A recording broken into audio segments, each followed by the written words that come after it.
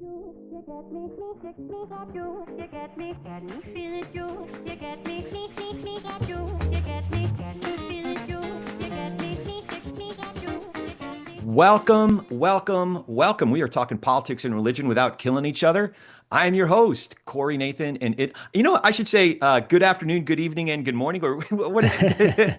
But steal shamelessly from a guy who does it really well. Anyway, I'm your host, Corey Nathan. It's an honor to be a part of the Democracy Group, a network of podcasts that examines what's broken in our democracy and how we can work together to fix it. Before we get started, be sure to subscribe to the YouTube channel, follow us on the podcast, any of your podcast, and follow on all the podcast apps, all at the same time. Then review the show also on all those podcast apps, and check out our Substack. We're getting more active on there. And there are links in the show notes to make all this stuff easy to find. It does help so we can continue having great conversations like the one we're having today with Isaac Saul. Isaac Saul is the founder of Tangle, an award-winning media organization that covers the biggest politics stories in the U.S. by summarizing arguments from the right, left, and center. I can attest to it. I am an avid reader. It's part of my daily routine. It's really terrific. Isaac is a politics reporter who grew up in Bucks County, one of my favorite places in the world, and his mission is to fix how we consume political news. Isaac, it's so great to have you, man. How you doing? Thanks for having me, Corey. I'm glad to be here. Absolutely, absolutely. So right out of the gate, I already alluded to the fact that we got to talk some Bucks County. So Yeah. did you have a sense of how unique and how special of a place Bucks County is when you were growing up there? I don't think I really had a sense of it until I was kind of voting age, 16, 17, 18, that kind of later years, later teen years. I mean, I certainly understood that we were an attraction because every election season there would be news crews everywhere, at our high school, at the local restaurant, CNN would come through town. I mean, that part of it was really big. Once I became a journalist and much more politically active and, went to college, I went to school at the University of Pittsburgh.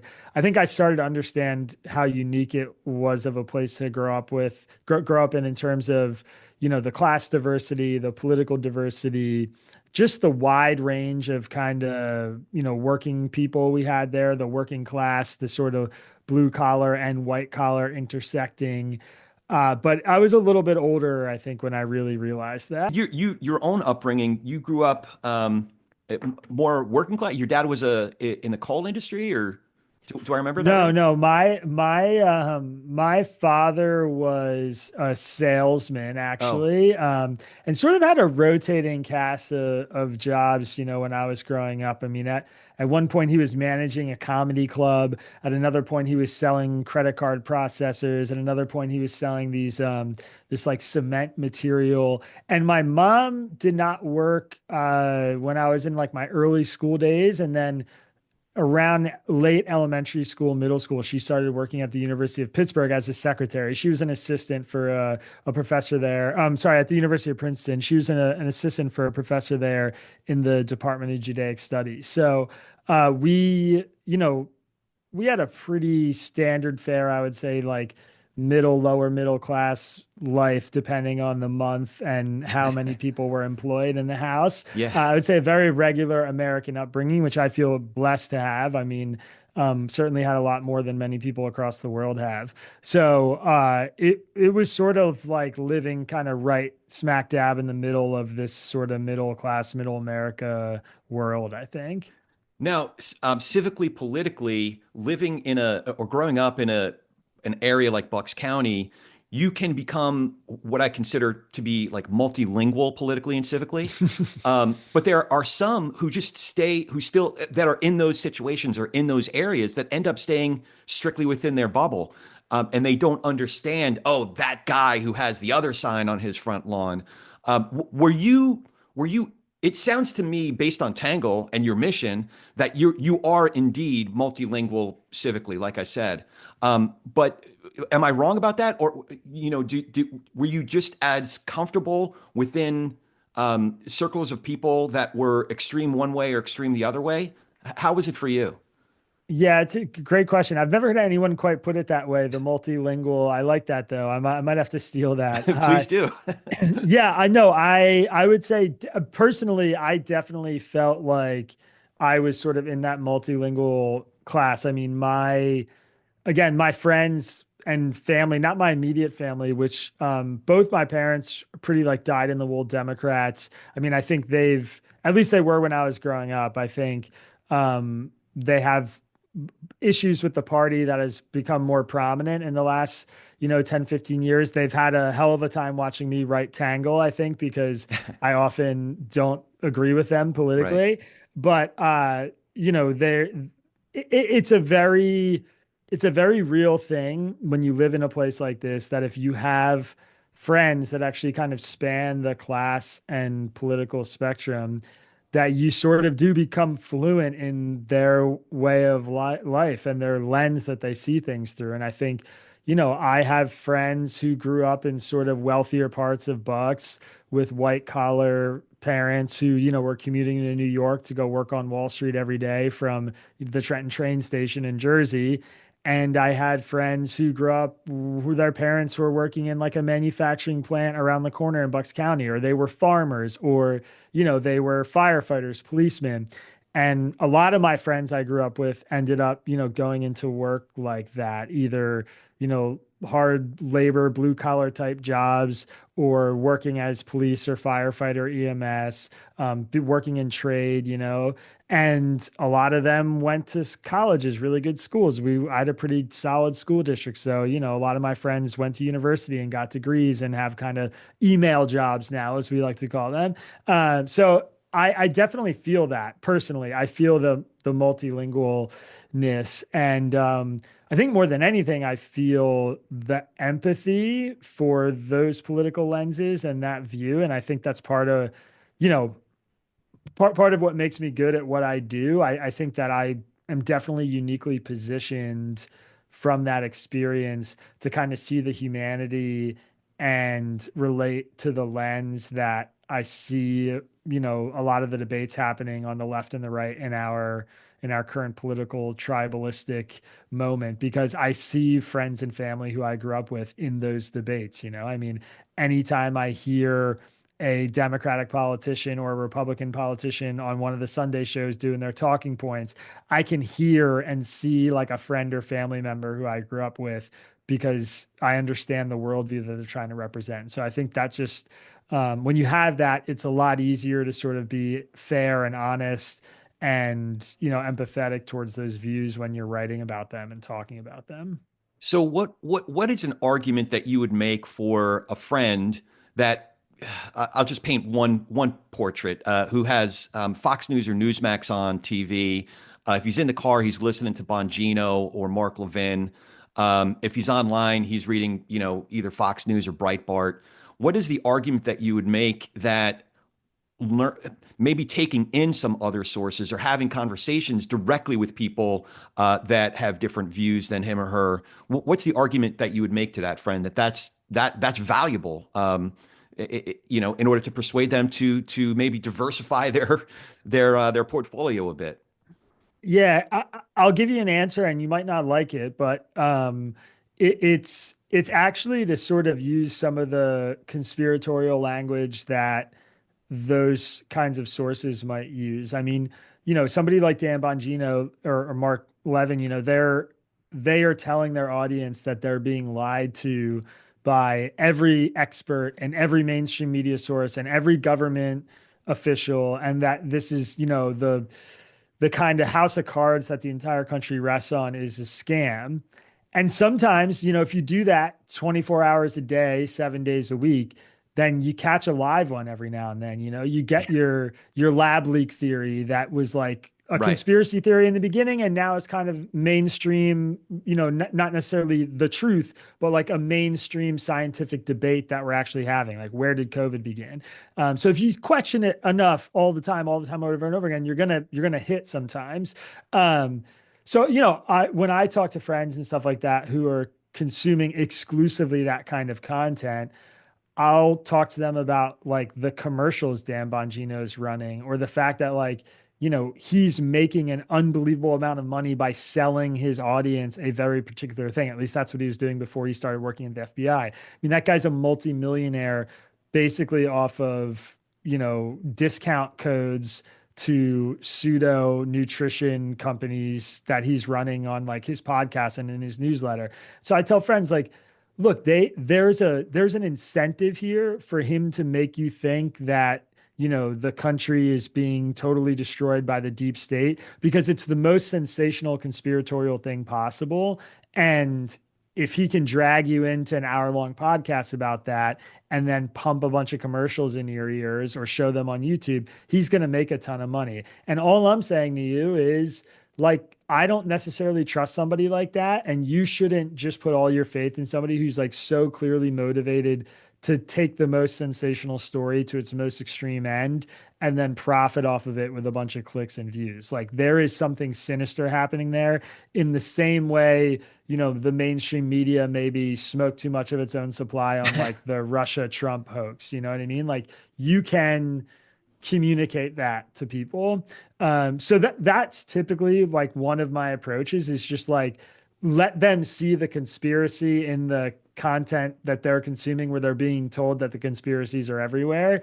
And I think it's a fairly effective approach just to say, some of what they're telling you isn't rational, like the stolen election stuff. I mean, I used to say this all the time that I'm a reporter who, up until like a year ago, the work I've been doing Tangle for almost 6 years.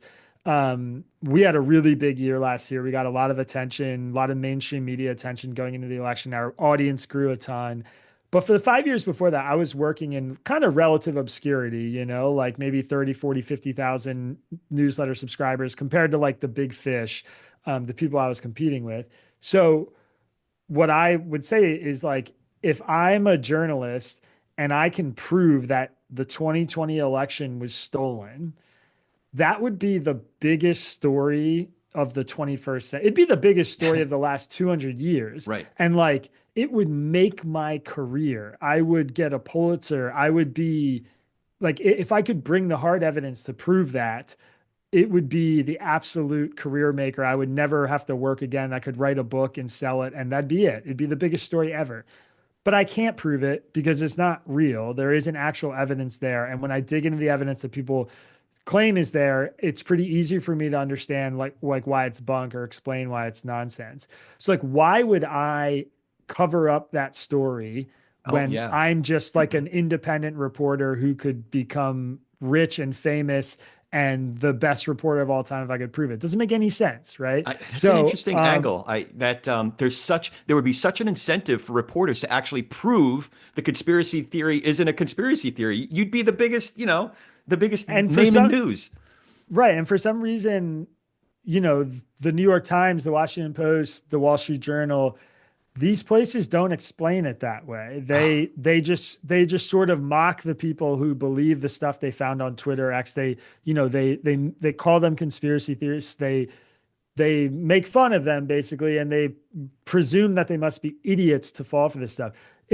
You're not an idiot. Like, I watched 2000 Mules, Dinesh D'Souza's movie about ballot stuffers happening. It's pretty convincing stuff if you don't totally understand how election systems work at a sort of intricate, intimate level. Like, there were questions raised in that movie that I didn't know the answer to immediately upon watching the movie. And when I called up, an elections expert in the state of Georgia and asked a few questions to better understand how they tabulate ballots, I realized it was total bunk, but like, it took the step of doing that. And so these people aren't rubes. They're just like, they have a little seed of doubt in the system, and there are bad actors who are willing to kind of throw gasoline on that. And so that's the framework that I come at it from and try to work with, because I do want to separate fact from fiction and make sure people have a good understanding. And by the way, it's not just the right who falls for this stuff. I mean, the left takes conspiracy theories, hook, line, and sinker all the time. And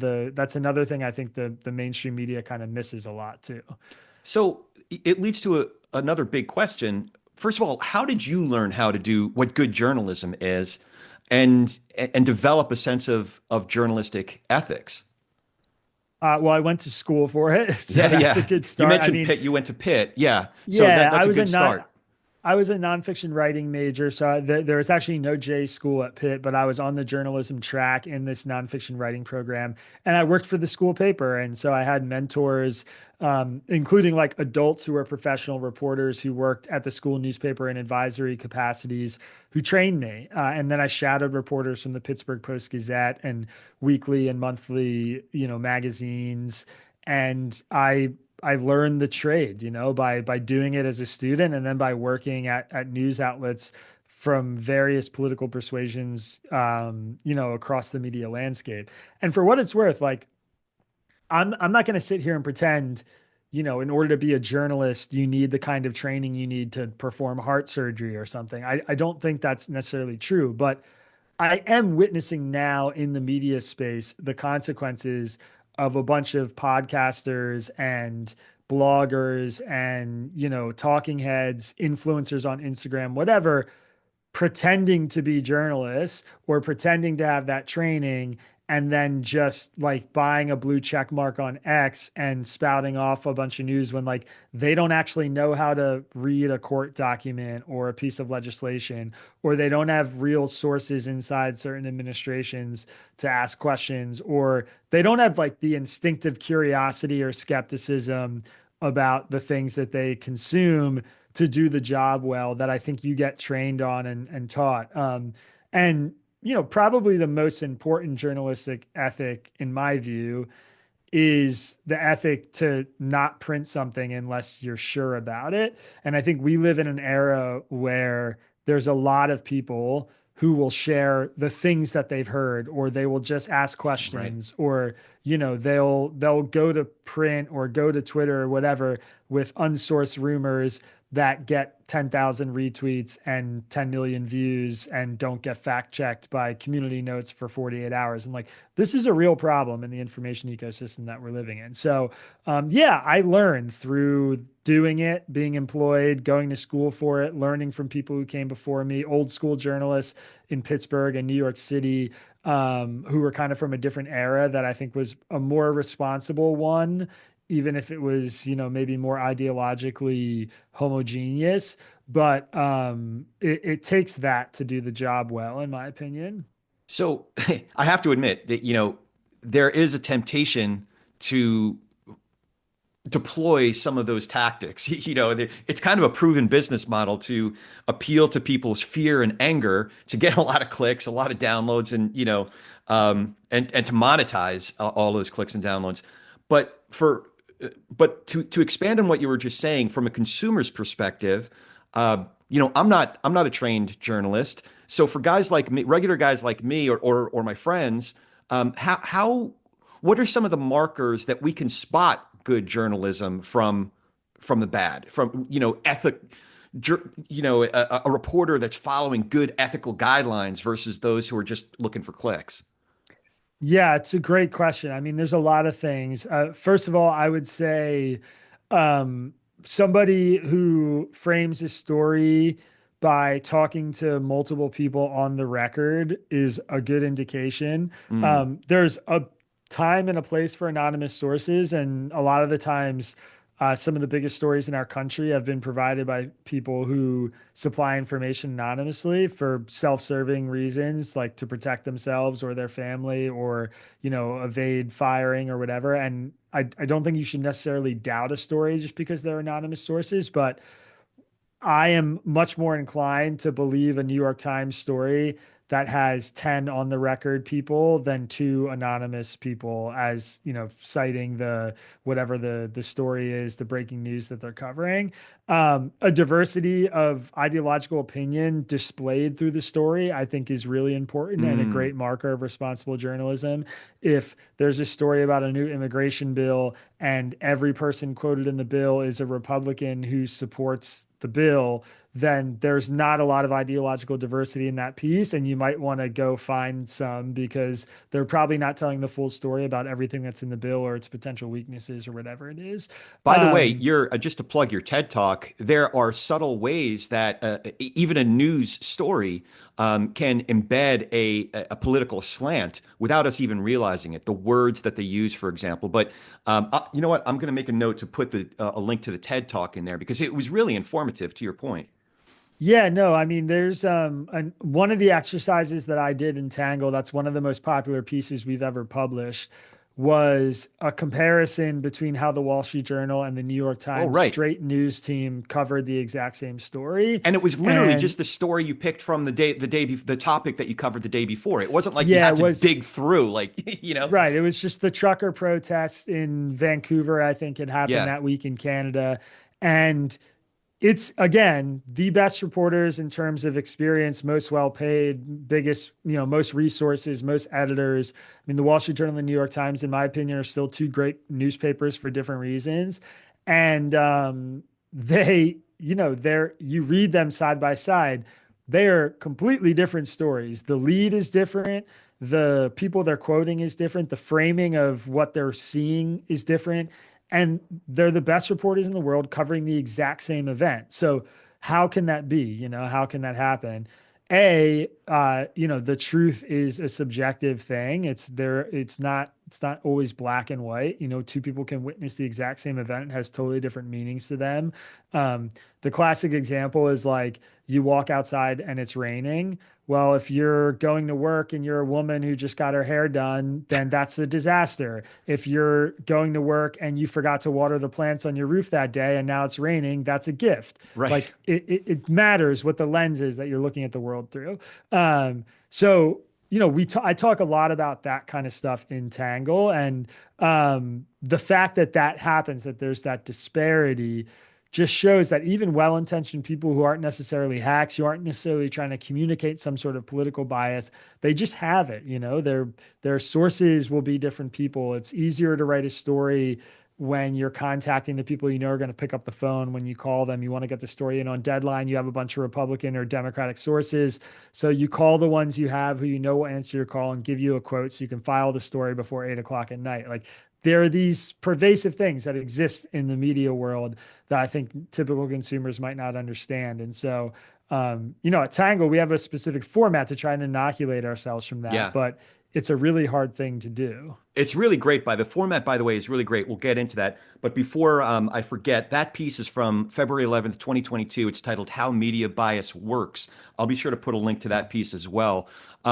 Speaking of Tangle, in terms of your own path, I think I heard you describe it once when you started it as kind of a fuck this moment. So is number one, Yeah. is that fair to say? And number two, I'd love for you to tell us more about that moment. Yeah, sure. I mean, I at the time was working for a media company called A Plus, where we were focused on what we called it solutions journalism. There's this whole school of thought and reporting. There's actually an organization called the Solutions Journalism Network that I trained under a woman named Tina Rosenberg, who used to work there, or maybe still does. I'm not totally sure. And basically, they were finding the people who were fixing things, not focusing on the people who were breaking things. So, Hmm. sort of similarly, a kind of mission oriented media organization. I ran the politics division there. And so we were covering politicians and, governments across the country that were doing things well instead of, breaking everything. That was kind of the thrust of the work. And, we were having financial trouble. The floor was kind of coming out. We were really relying on social media traffic. Facebook was turning the dial. The writing was on the wall that like things weren't going well. We were having layoffs. So I was looking for work, and I had applied for like 7 different jobs that I'd gotten to final interviews in at really big, well-known media organizations like Business Insider, Washington Post, The Skim, like different publications that people are probably familiar with. And I got to all these final interviews and I didn't get any of the jobs. And the last one was actually Business Insider. And I'd gone in person for like 4 or 5 interviews, and it was a really long, drawn out process. And then they basically just like hired somebody internally to fill this political reporting role. And I was so frustrated and so defeated. And candidly, it was like a pretty dark time. Like, I was depressed. I was like, I didn't like the work I was doing. I really wanted to take the next step in my career. And I was like really beat up about not being able to find it. And Substack, the newsletter platform that it sounds like you guys are on now, was sort of just in its early days. And I was like, yeah, fuck this. I mean, I have this idea for a publication. I've always wanted to sort of build this big tent media organization maybe this is a sign, like I should just go for it. I was young, I'm 27. I'm not married yet. No kids, just like I could take a risk. And so fired up Substack and started drawing up the format for this newsletter. And I sent it to some friends and family and kind of beta tested it for a little bit. And I got some really good feedback and I made some changes based on the feedback. And then I just launched it on Twitter and sent it to a bunch of my colleagues. And I think, the first email went out to like 13 people and the second one went out to like 60 or 70. And after a few weeks, I had a few hundred people on the mailing list and then it was a couple thousand. And I just been beating the drum basically for, almost 6 months or 6 years. Wow. I wish it was 6 months.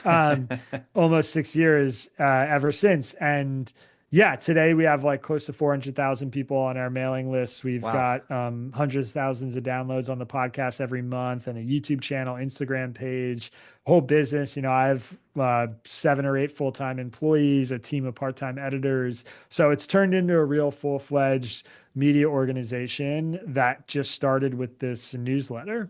So now I might have to do this as a separate podcast episode, or maybe you're in Brooklyn now, right? You're not. I'm actually in Philly, based in Philly. Oh, I okay. I was in Brooklyn I was in New York for many years and Brooklyn for about 5 years, and then I moved from Brooklyn to Philadelphia because my wife is in law school here at Oh, Temple. She's finishing up now. Yeah. oh, that's awesome. So I'm going to be on the East Coast in May. I might have to drive up, partly because I just got to see the River Road and go to Bucks County and maybe cross the river to Washington Crossing State Park. But take it out to dinner and just bend your ear about how you grew Tangle, and what tactics you've deployed to grow the subscriber base, as well as the podcast. Like, it's really remarkable.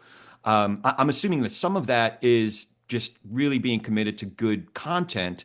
But business wise, there's some stuff behind the scenes that I'm so curious. If you want to share it now, but I feel like I need to take you out for a beer and just get some trade secrets. I'd love to do it. I mean, I'll say quickly, first of all, you sort of just scratch at my number one always answer because people always ask this question: how did you do it? What are like your tips and tricks? What was the structure? And I say always, the only thing that matters is that you have great content.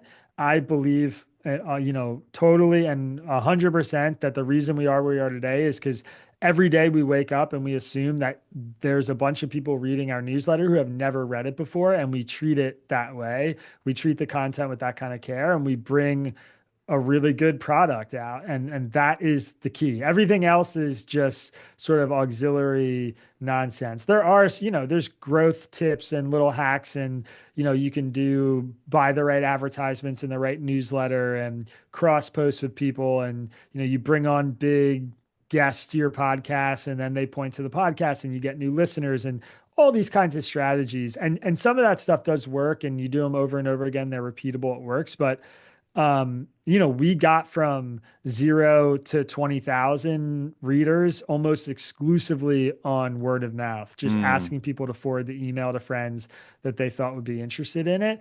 And I think we had a product that was offering something new and a different way to kind of take in the news. And it was good and reliable and personal and interesting. And, that's the part that I'm definitely most proud of. that's great. Now, I mentioned in the intro, your mission is to fix how we consume political news.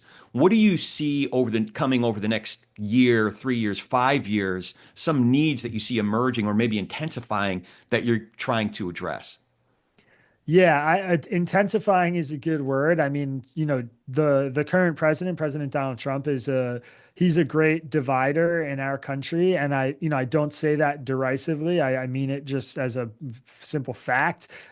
His supporters are really enthusiastic about what he's doing, and his detractors loathe him with a burning passion that they don't really have for many other politicians. And so he creates a lot of big inherent challenges that even somebody like Biden, who was divisive for different reasons, doesn't for us. It's just um, if you say something good about him, the people who hate him are incensed, and if you say something bad about him, the people who love him are incensed.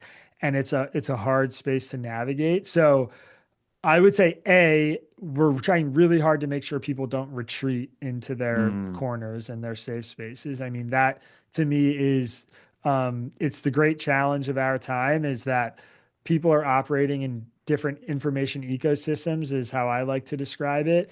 There's like the alternative facts meme at this point, but the reality is, if you watch the way Fox News covered the Signal Gate, the leaked chats around the Yeah. strike in Yemen, versus read the Atlantic article about that same story, you realize that our country is in two very separate information ecosystems. They are not the same. One is framing that story as a massive classified information breach that puts soldiers and classified sources at risk and would be an impeachable offense or cause firings in any other administration. And the other news organization is framing that as like an honest mistake being ginned into a major controversy by a corrupt journalist. And these are not the same things. They're not even in the same stratosphere. And the consumers, the audience, are taking each story sort of hook, line, and sinker with no gray, only black and white. So that's a huge challenge. It's the challenge that we're trying to solve. I like to say that we're a big tent media organization.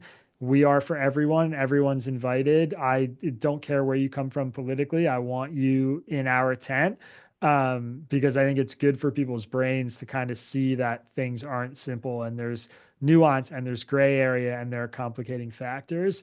The other thing that I would just say is, related directly to our business, the best content that's out there right now, and when I say best, I mean the most reliable and thoughtful and well-sourced information today is behind a paywall in most cases. Mm. And that's a huge problem for us. We give at Tangle, we give most of our content away for free. About 80% of everything we publish, you can access for free. And we're a membership first business that relies 90% of our revenue comes from membership. So we have taken a different tack because I believe that there's a really big problem that, even the best conservative sort of right coded media organizations, in my view, places like the Free Press or National Review, they have memberships now. They're paywalling really thoughtful, important analysis and commentary. The cheap stuff that's free, then the cheap news that's free is often the worst, the least reliable, the most sensational, because they're relying on ads, they're relying on clicks, and they don't have as much money, and so they're not as well sourced. They're not as good at reporting the news. And so we're trying to give a really quality product away for cheap to make it accessible to people. And so that's another big problem that we're trying to solve is, a lot of Americans don't have $50 a year or $100 a year, or in, Bloomberg's case, $900 a year to put toward a news subscription. Yeah. That's Yeah. just like, they don't have it. So how do those people get reliable news? They go on Instagram or Twitter. Right. Or how do they get their news? They go on Instagram, Twitter. We're trying to offer like a reliable, affordable alternative too. And that's a big part of my mission. So the newsletter is great. I've been devouring it. It was Monty Guzman from Braver Angels that pointed me in your direction. Oh, no way. Yeah, yeah. And so and I'll tell you the way that I read it is I at the top there's like a news summary. So just like well, folks can go on there. I really encourage you, read tangle.com. But this is the way that I do it. I go through the news stories, and then there is for lack of a better word, like a newsy way, just a pure news way to present the topic of the day. And then I just sit with it for a second. Sometimes if there are links, the links are usually in what the left is saying, what the right is saying. So I'll follow those. But I'll read the news portion of it first, and then I'll sit with it before I start reading what the right thinks and what the left thinks, because I want to be clear on what I'm thinking first to have a frame of reference. Then inevitably I'll read the left or the right. The right is first. There's three stories of each, three takes on each. And I find myself falling into one of three reactions to each of the stories. It's either an eye roll, or it makes me angry, or it's oh, that's a good point. I didn't think of that. And I think That's good. that's probably the point, right? And Yeah. it could be right or left, like so that's yeah. So, but then after the right left, I'll think again, like, okay, now what do I think? Has my opinion changed at all? And then I love the transparency of the my take. That's what it's called, right? The my take. Yep. And then I'll read that. A lot of times, so far, there's a great deal of alignment. I think the differences that I find in your take is a matter of degrees, but not 180 degrees. So that's maybe that's why a lot of your work has resonated with me. But I would imagine that a lot of your readers are the same way, whether they identify as Republican, Independent, or Democrat. I would imagine that a lot of your readers, maybe they're not as much of a dork as I am in reading it, but No, well, first of all, I mean, that's the dream come true for us is to have people consuming the content that way. That is the right way to consume the newsletter. We want people to read it top to bottom, to take in all the arguments, to be thoughtful about what they're reading, to consider where their own views are, and then to get to our take or my take and sort of look at it with an open mind and reflect on it a bit and hopefully agree with some parts and disagree with other parts. I mean, one of the things that I say pretty regularly is if you read the whole newsletter, there should be some things in there that really piss you off. And there should be some things in there where you're like, oh, yeah, this person's articulating my view or something close to my view that I really agree with on this issue. Because we want to represent our readers and we want to expose them to worldviews that they might not agree with. That is literally the whole point of the newsletter. So, it depends on the day. I mean, I am, centrism, being a centrist, being a nonpartisan, that is an ideology in and of itself. And I am not a centrist. Like I often fall somewhere in the middle on big issues, but I do not claim to be like, oh, I'm going to be center on everything. When I read the news and read the opinions, I'm not trying to find, oh, this is point A, this is point C. I'm going to take point B and just like shoot down the middle. I'm just being honest about my real reactions. And sometimes I'm like, I really strongly agree with the left. Sometimes I really strongly agree with the right, or I'm just like, both of these tribes are being complete idiots, and here's what I actually think, So it really depends on the story and, what's happening in the news. I mean, to give you an example, like we've been covering a lot of the deportation stuff that's happening yeah, right now. And today we wrote about Abrego Garcia and Bukele's meeting at the White House and this relationship that the United States is forming with El Salvador. I find it deeply alarming, mm, some of the stuff that's happening right now. And I am totally comfortable telling our audience, like, a month ago, you guys were all worried about big government and, yeah, overreach from the Biden administration and all this stuff and social media censorship. And now a different administration is snatching up college students on the street who wrote op-eds critical of Israel and deporting them, or they're sending a guy to a foreign gulag without any kind of due process. Whether he's an MS-13 gang member or not is like totally irrelevant to me. It's that some other person who's gonna be innocent is gonna get caught in this dragnet eventually, and I morally find that repugnant. And like I am gonna say that clearly. Some of my Trump readers don't like that. The big Trump supporters who read my newsletter, they're upset with me, but they can't claim that I haven't been fair to his administration or that I wasn't also critical of Biden or that, I don't often land on the side of the sort of MAGA intellectuals or, mainstream Republicans regularly in the newsletter, because I do. And if they've been reading for any period of time, they'll see that.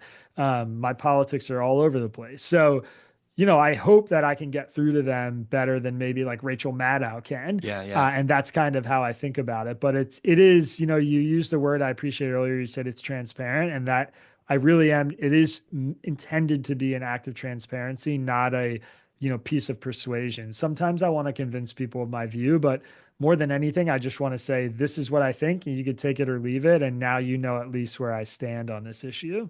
Yeah, no, the sense I get from the My Take section is that it really is an issue by issue basis. That it's not a liberal disposition or a progressive disposition or a conservative disposition. It could be it's more of an open-minded lens that you're looking at individual issues.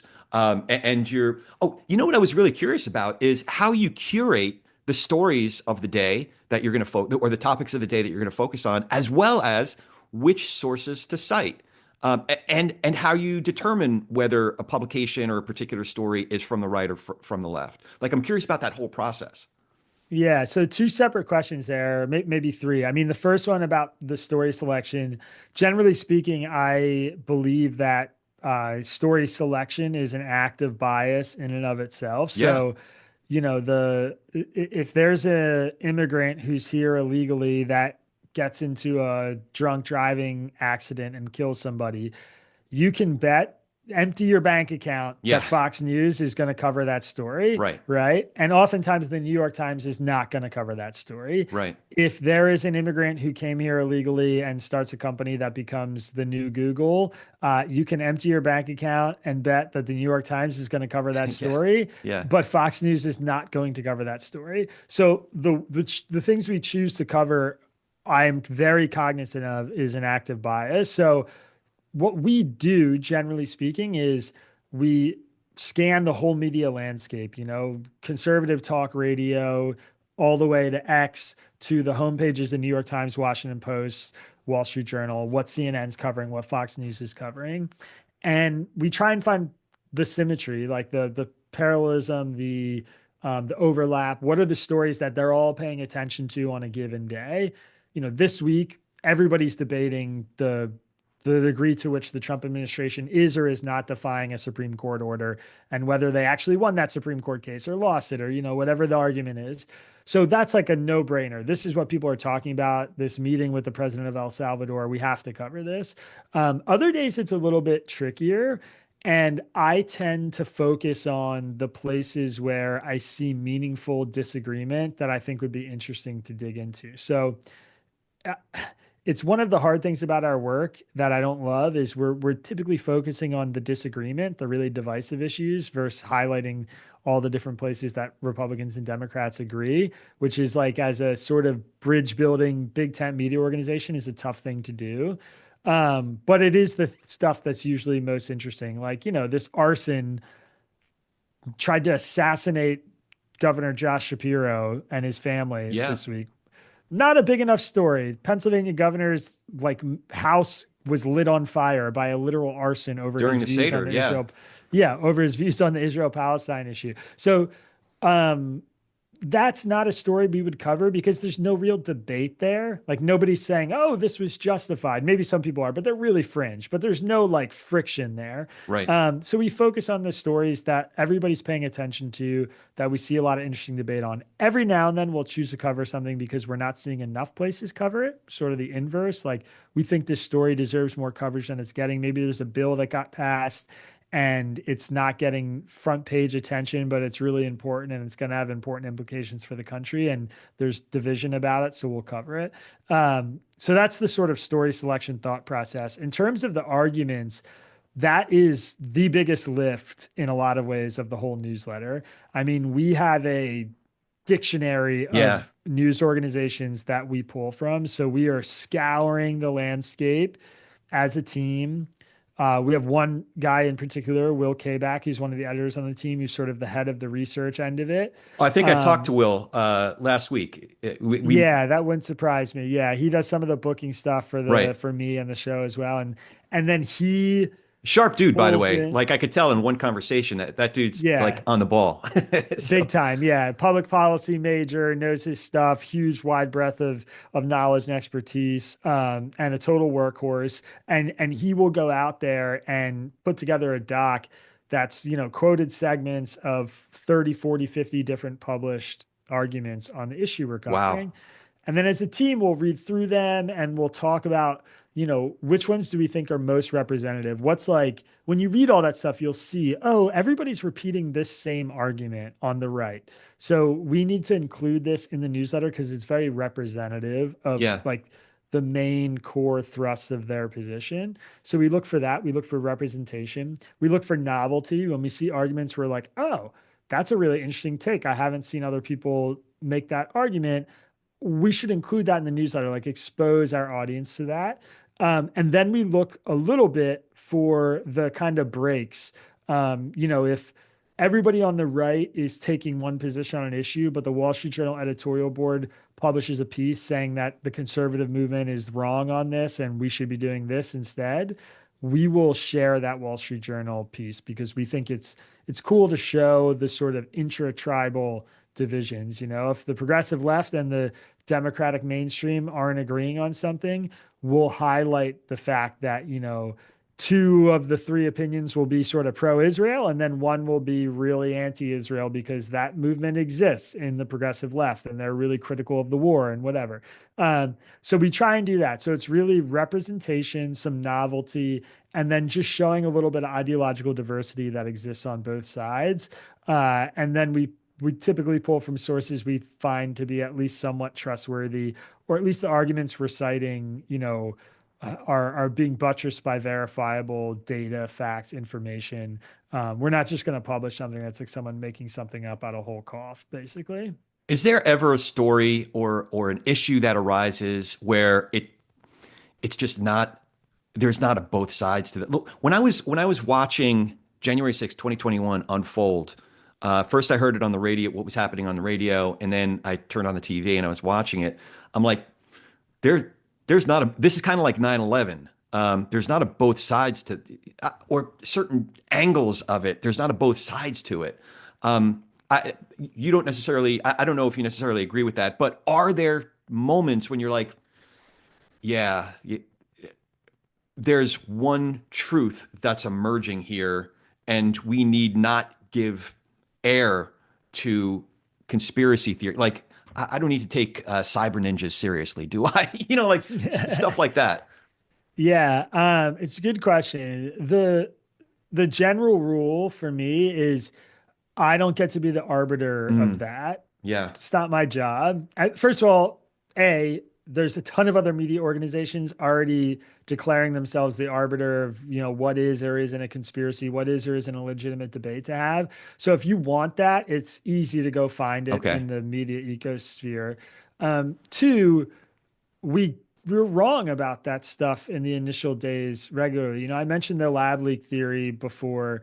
When we published early on in COVID an edition on the lab leak theory because there was a debate happening about it publicly, and we lost a ton of subscribers on the left, and I got absolutely crushed by an influx of emails from people telling me that I was platforming conspiracy theories. I was, engaging in a debate where there was no debate, that it had X, Y, and Z had said it wasn't that. You fast forward 4 years to now, and the New York Times is publishing magazine length pieces on the possibility that COVID was a lab leak and how they got some of their initial reporting wrong. So, like, I saw the debate happening and I could have said, this is off limits, but I didn't. And now looking back on it, our coverage has aged really well. And the criticisms and the Mm, cancellations and the people who are so pissed at me has not aged that well. yeah. Um, so I try not to do that.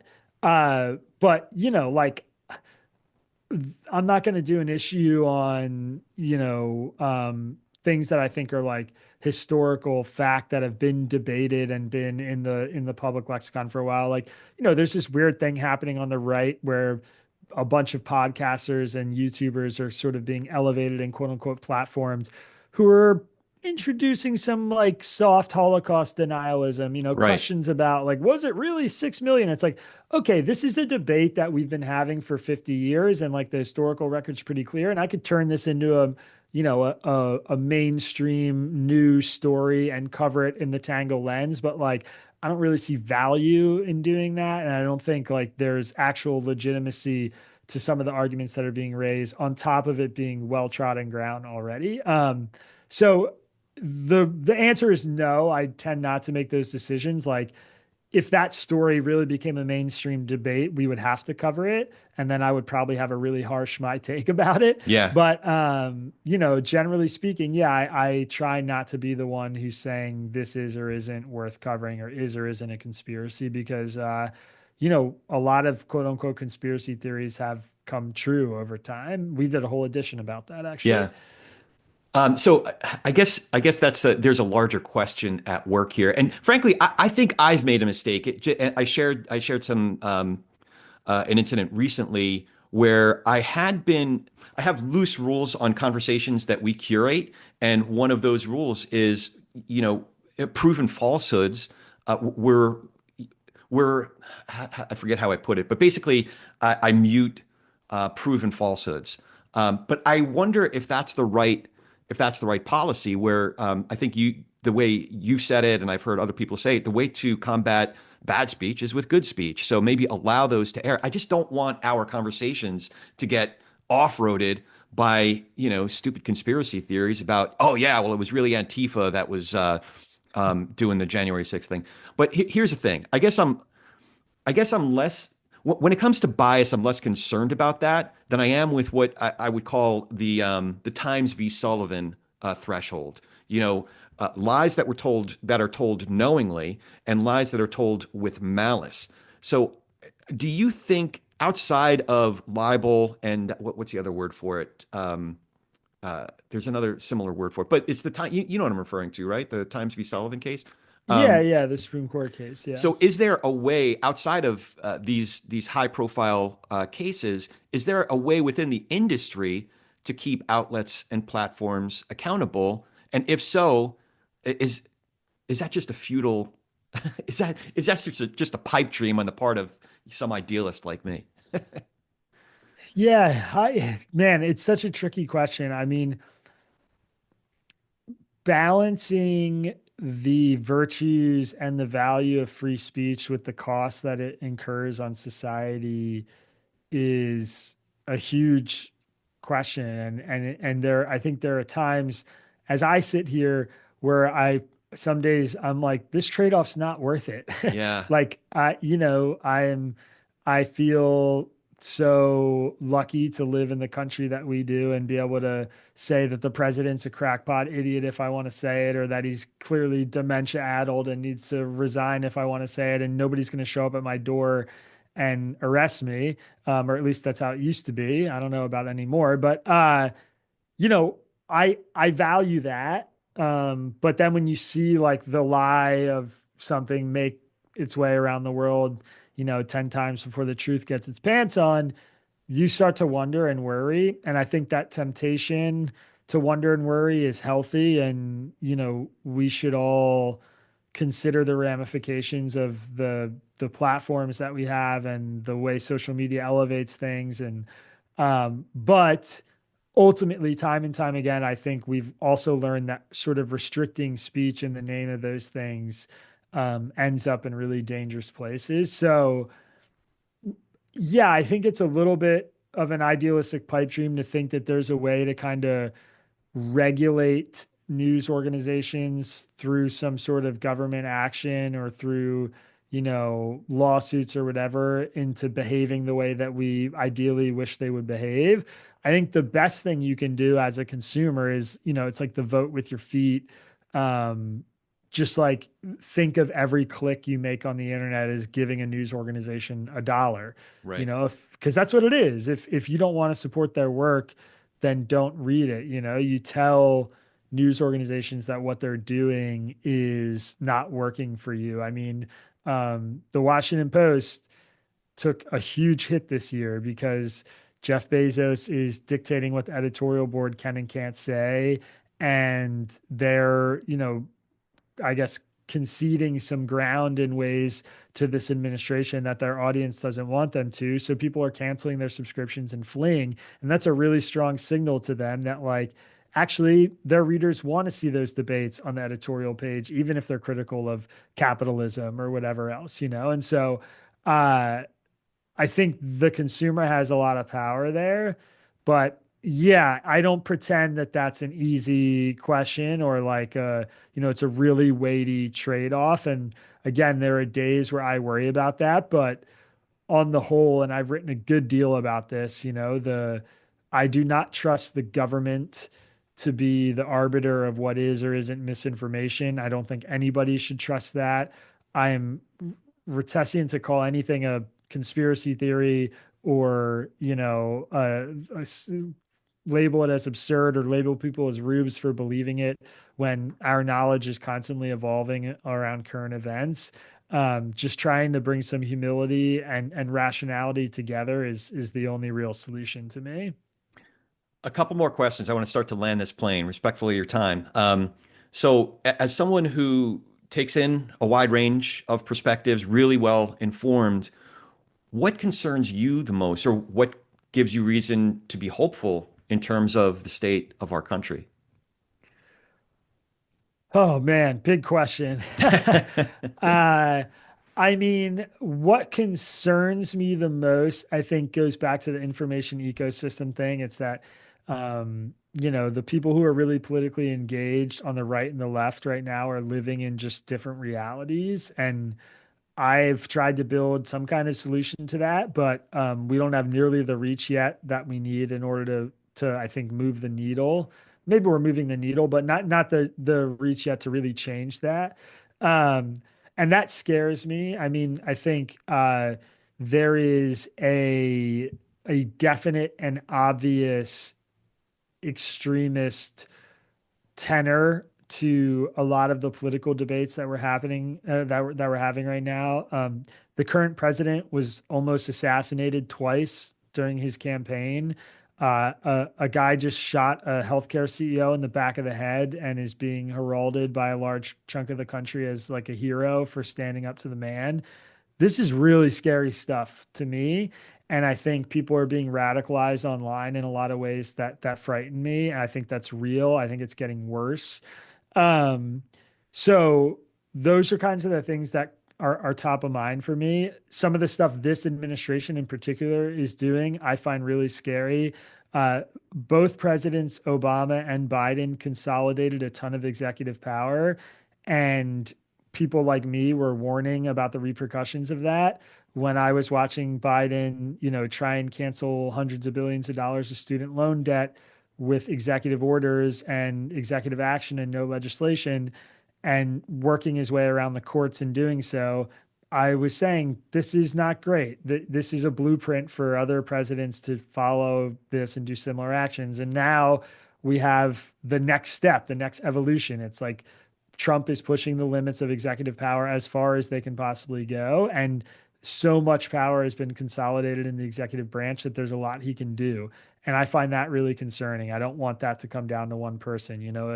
One president and a few economic advisors should not be able to throw the entire country's economy into a tailspin with tariffs without congressional approval. That is not a functioning financial system.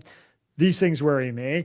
In terms of what gives me hope, I would say, I do think we're actually at or close to rock bottom on the partisanship issue. I just don't really know how much further we can go in terms of the divisions we have. I mean, it seems it's hard to imagine us being more I was split. about to say you lack imagination. Yeah. But B, I think that there are actually some really strong signals that people are um, coming increasingly back to the middle and breaking out of the kind of red versus blue tribal dynamics that have dominated for a while. There's a lot of news organizations like mine that are succeeding. There's a lot of media organizations, sort of quote unquote bridge builders, big tent media organizations, ideological diversity, political diversity on staff that are winning, that are doing well. And there's clear that there's sort of like an independent streak happening, I think, for a lot of Americans in terms of their mindset.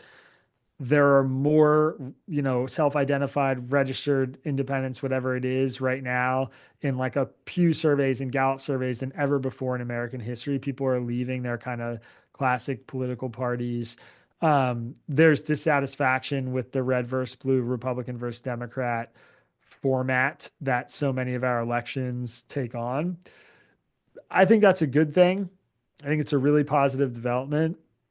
I hope that we keep trending in that direction. I'm not 100% sure we will, but part of me feels like we've bounced off the bottom and we're early days coming back to the surface a little bit. Um, I also think that like there is the other side of some of the issues that you and I have been talking about today is that there's been a democratization of information and news and a fracturing of media organizations that I think is healthy and good. 20 years ago, if the New York Times made a mistake in a news article that was a really serious error or framed a story in a really misleading way, you wouldn't hear about it unless you read the correction that was on the footnote of A20 a week later or Yeah. a letter to the editor a week You later on put it the right at back the top, pages. man. It's almost like a trophy Yeah. for you. Yeah. We put our mistakes and errors and reader feedback at the top of the newsletter.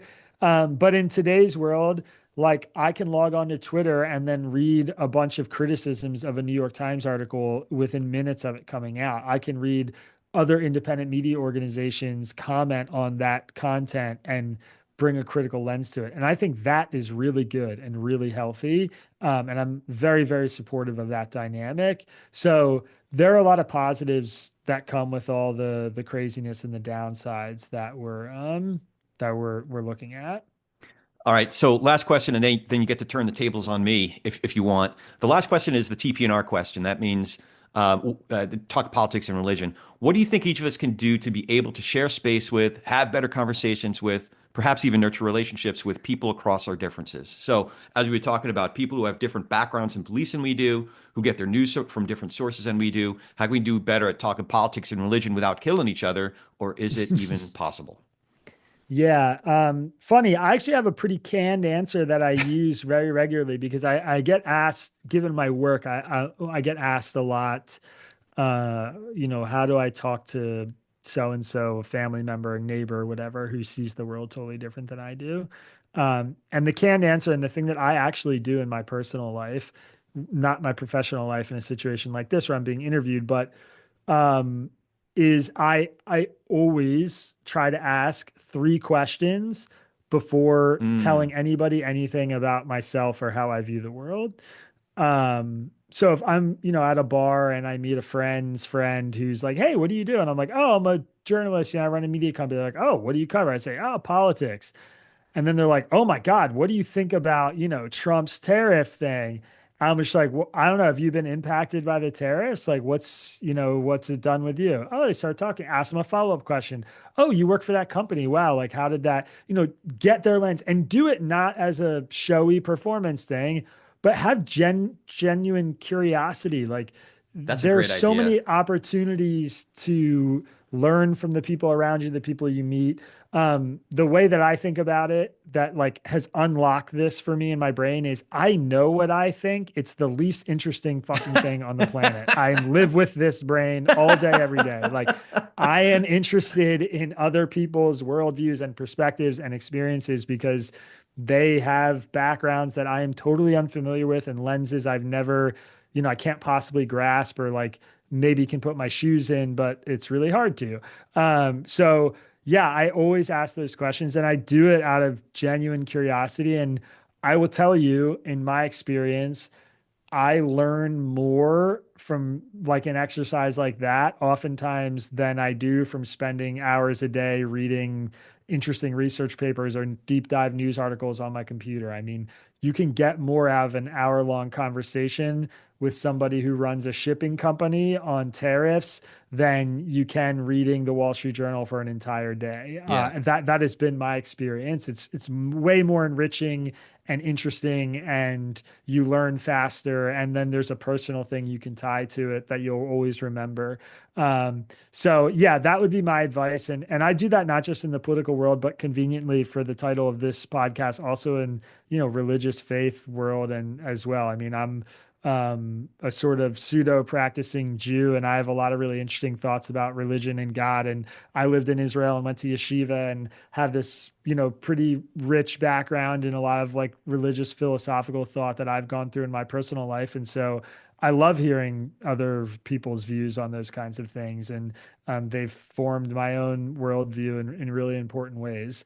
So that's my general exercise. That's I wish we had this conversation a week and a half ago because I completely blew it about a week ago. I was having dinner with a buddy of mine, and we were sitting right next to the bar. And he asked me a great question. He said, "Well, what has Trump done that has actually encroached upon First Amendment rights?"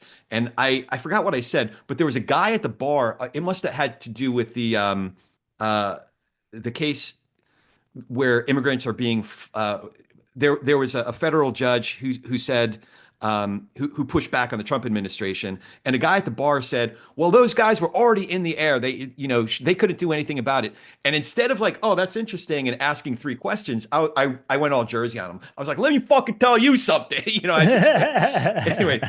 But that would have been better if I asked him a few questions. Oh, that's interesting. Why do you say that? Okay, last question. Do you have any questions for me?